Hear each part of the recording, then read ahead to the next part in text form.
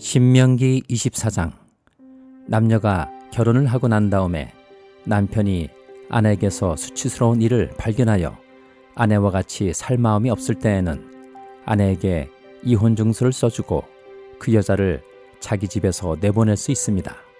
그 여자가 그의 집을 떠나가서 다른 남자의 아내가 되었는데 그 둘째 남편도 그 여자를 싫어하여 이혼 증서를 써주고 그 여자를 자기 집에서 내보냈거나 그 여자와 결혼한 둘째 남편이 죽었을 경우에는 그 여자가 이미 몸을 더럽혔으므로 그를 내보낸 첫 번째 남편은 그를 다시 아내로 맞아들일 수 없습니다.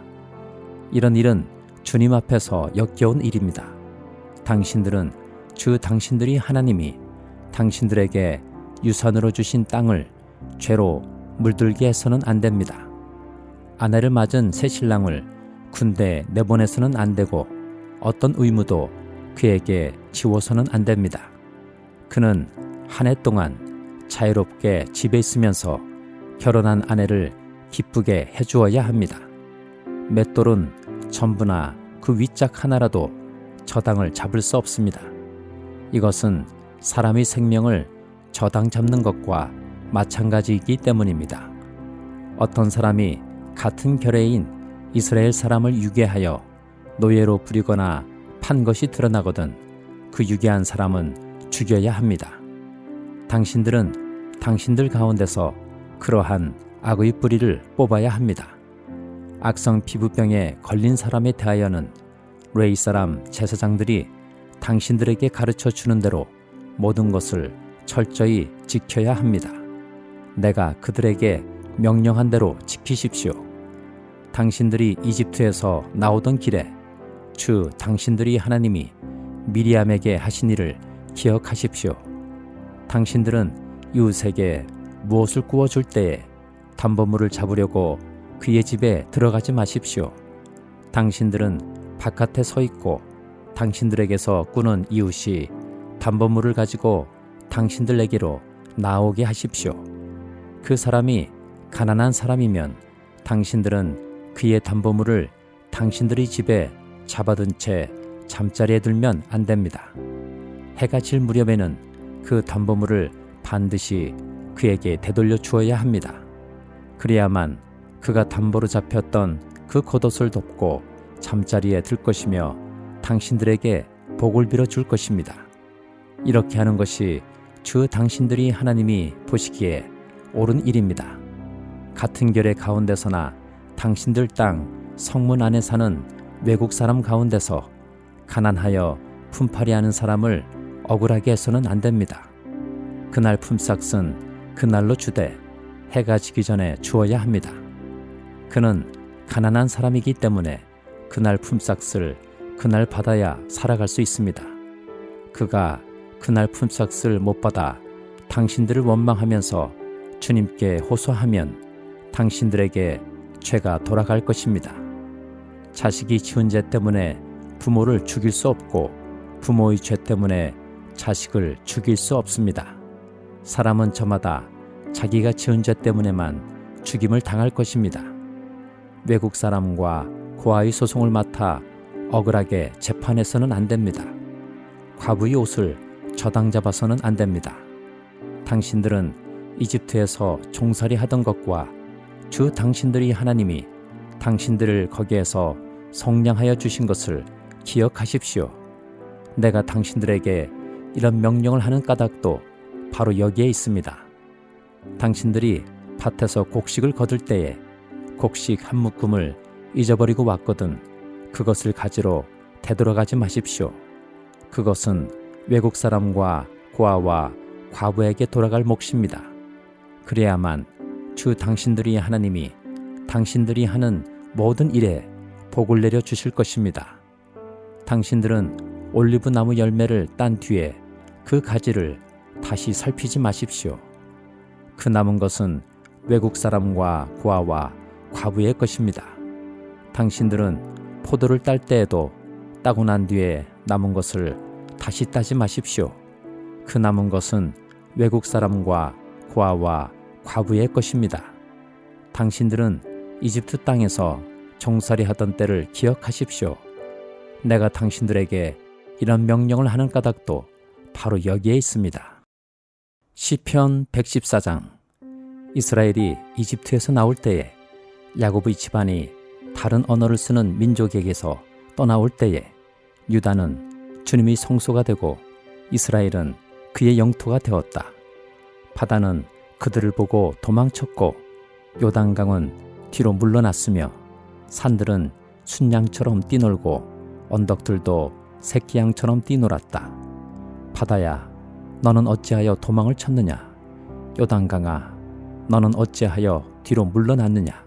산들아, 너희는 어찌하여 순양처럼 뛰놀았느냐? 언덕들아, 너희는 어찌하여 새끼양처럼 뛰놀았느냐? 온 땅아, 내 주님 앞에서 떨어라. 야곱의 하나님 앞에서 떨어라. 주님은 반석을 웅덩이가 되게 하시며 바위에서 샘이 솟게 하신다. 시편 115장. 주님, 영광을 우리에게 돌리지 마십시오. 우리에게 돌리지 마시고 오직 주님의 이름에만 영광을 돌리십시오. 그 영광은 다만 주님의 인자하심과 진실하심에 돌려주십시오.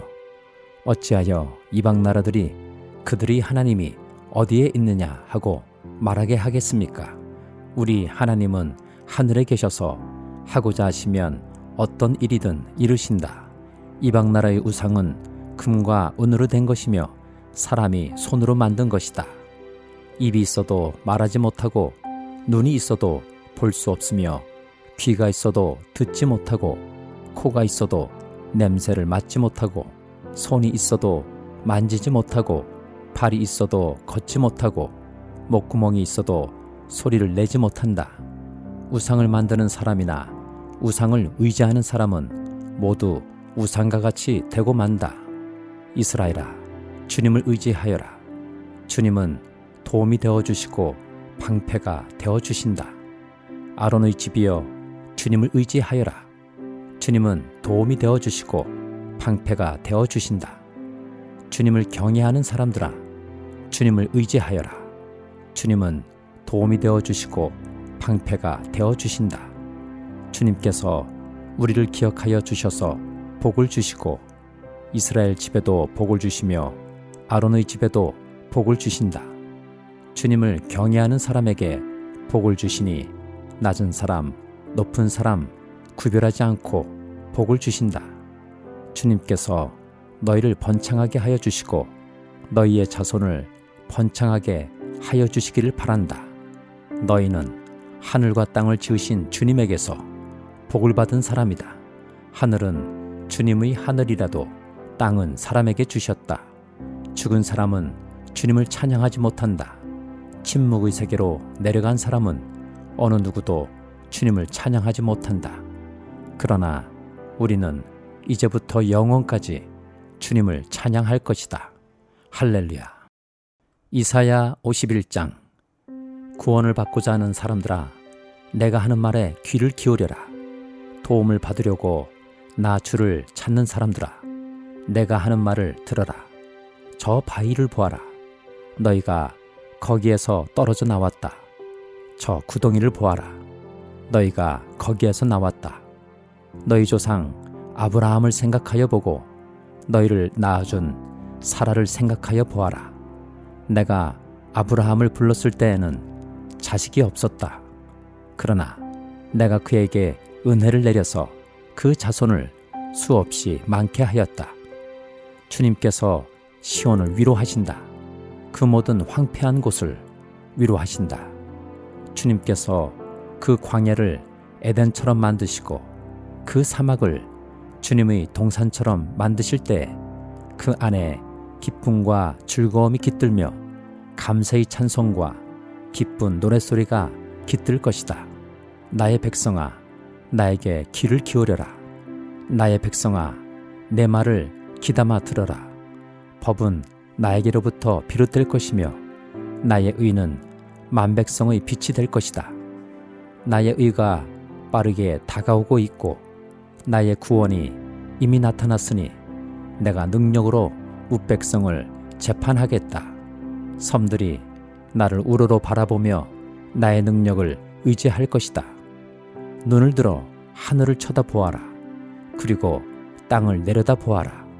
하늘은 연기처럼 사라지고 땅은 옷처럼 헤어지며 거기에 사는 사람들도 하루살이같이 죽을 것이다. 그러나 내 구원은 영원하며 내 의는 꺾이지 않을 것이다. 의를 아는 사람들아, 마음속에 내 율법을 간직한 백성들아, 내가 하는 말을 들어라. 사람들이 비난하는 것을 두려워하지 말고 그들이 비방하는 것에 놀라지 말아라.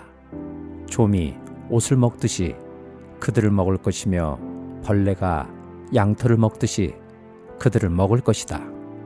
그러나 나의 의는 영원하며 나의 구원은 세세에 미칠 것이다. 깨어나십시오. 깨어나십시오. 힘으로 무장하십시오. 주님의 팔이여, 오래전 옛날처럼 깨어나십시오. 라합을 토막내시고 용을 찌르시던 바로 그 팔이 아니십니까? 바다와 깊고 넓은 물을 말리시고 바다의 깊은 곳을 길로 만드셔서 속량받은 사람들을 건너가게 하신 바로 그 팔이 아니십니까? 주님께 속량받은 사람들이 예루살렘으로 돌아올 것입니다. 그들이 기뻐 노래하며 시온에 이를 것입니다. 기쁨이 그들에게 영원히 머물고 즐거움과 기쁨이 넘칠 것이니 슬픔과 탄식이 사라질 것입니다. 너희를 위로하는 이는 나, 바로 내가 아니냐? 그런데 죽을 인간을 두려워하며 한갓 풀에 지나지 않는 사람의 아들을 두려워하는 너는 누구냐? 너희는 잊었다. 너희를 지으신 하나님, 하늘을 펴시고 땅을 세우신 주님을 잊었다. 압박자들이 너희를 멸망시키려고 한다 해서 압박자들의 그 분노가 두려워서 너희는 날마다 떨고 있다. 그러나 압박자들의 분노가 어디에 있느냐? 갇혀있는 포로들이 이제 곧 풀려난다. 그들은 오래오래 살 것이며 먹거리가 모자라지도 않을 것이다. 나는 주 너의 하나님이다. 바다에 물결을 일으키고 거친 파도를 일으키는 하나님이니 나의 이름은 만군의 주다. 내가 나의 말을 너의 입에 맡기고 나의 손 그늘에 너를 숨겨준다. 나는 하늘을 폈으며 땅의 기초를 놓았고 시온에게 너는 나의 백성이라고 말하였다. 깨어라, 깨어라, 일어나거라. 예루살렘아, 너 주님의 손에서 그 진노의 잔을 받아 마신 예루살렘아, 비틀거리게 하는 잔을 내가 바다까지 다 들이마셨다. 내가 낳은 모든 아들 가운데 너를 인도하여 줄 아들이 없을 것이며 내가 기른 모든 아들 가운데 너의 손을 이끌어 줄 아들이 없을 것이다. 전쟁으로 땅은 황폐해지고 백성은 굶주려 죽었다. 이 두 가지 재난이 너에게 닥쳤으나 누가 너를 두고 슬퍼하겠느냐?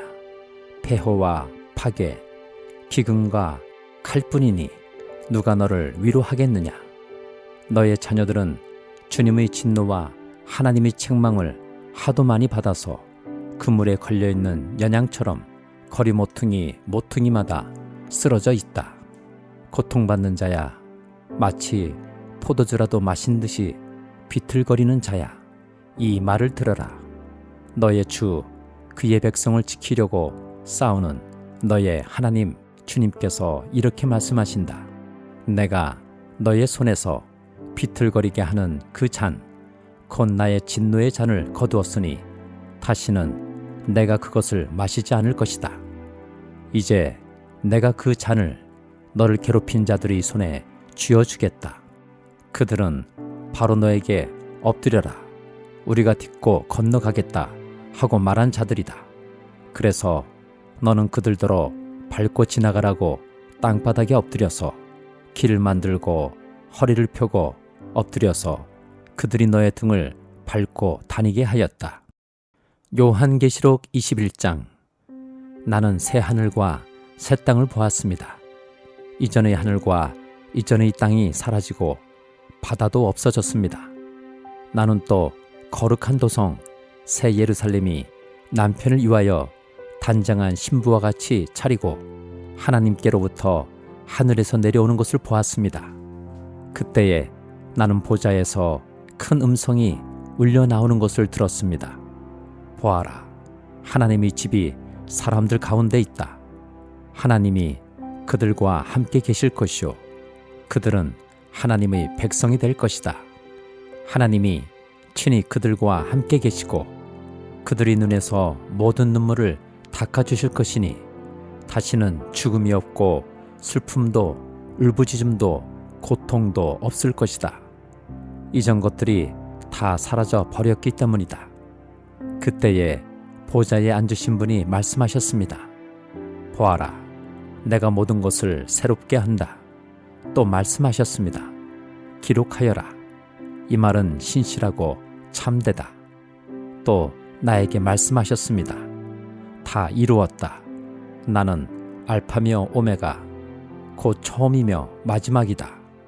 목마른 사람에게는 내가 생명수 샘물을 거저 마시게 하겠다. 이기는 사람은 이것들을 상속받을 것이다. 나는 그의 하나님이 되고 그는 내 자녀가 될 것이다. 그러나 비겁한 자들과 신실하지 못한 자들과 가증한 자들과 살인자들과 음행하는 자들과 마술쟁이들과 우상 숭배자들과 모든 거짓말쟁이들이 차지할 몫은 불과 유황이 타오르는 바다뿐이다. 이것이 둘째 사망이다. 7 천사가 마지막 때에 7 재난이 가득 담긴 7 대접을 가졌는데 그 가운데 하나가 나에게로 와서 말하기를 이리로 오너라. 어린 양의 아내인 신부를 너에게 보여주겠다 하고 나를 성령으로 휩싸서 크고 높은 산 위로 데리고 가서 하나님께로부터 하늘에서 내려오는 거룩한 도성 예루살렘을 보여주었습니다. 그 도성은 하나님의 영광에 쌓였고 그 빛은 지극히 귀한 보석과 같고 수정처럼 맑은 벽옥과 같았습니다. 그 도성에는 크고 높은 성벽이 있고 거기에는 12 대문이 달려 있었습니다. 그 12 대문에는 12 천사가 지키고 있고 이스라엘 자손 12지파의 이름이 적혀 있었습니다.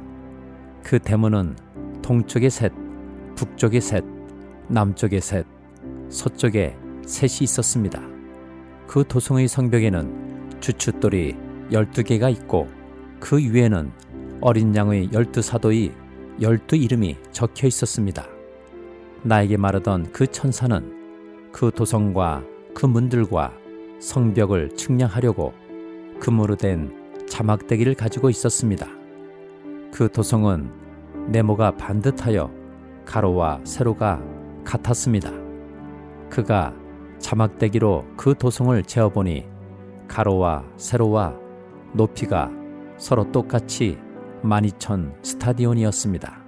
또 그가 성벽을 재어보니 사람의 치수로 144 규빗이었는데 그것은 천사의 치수이기도 합니다.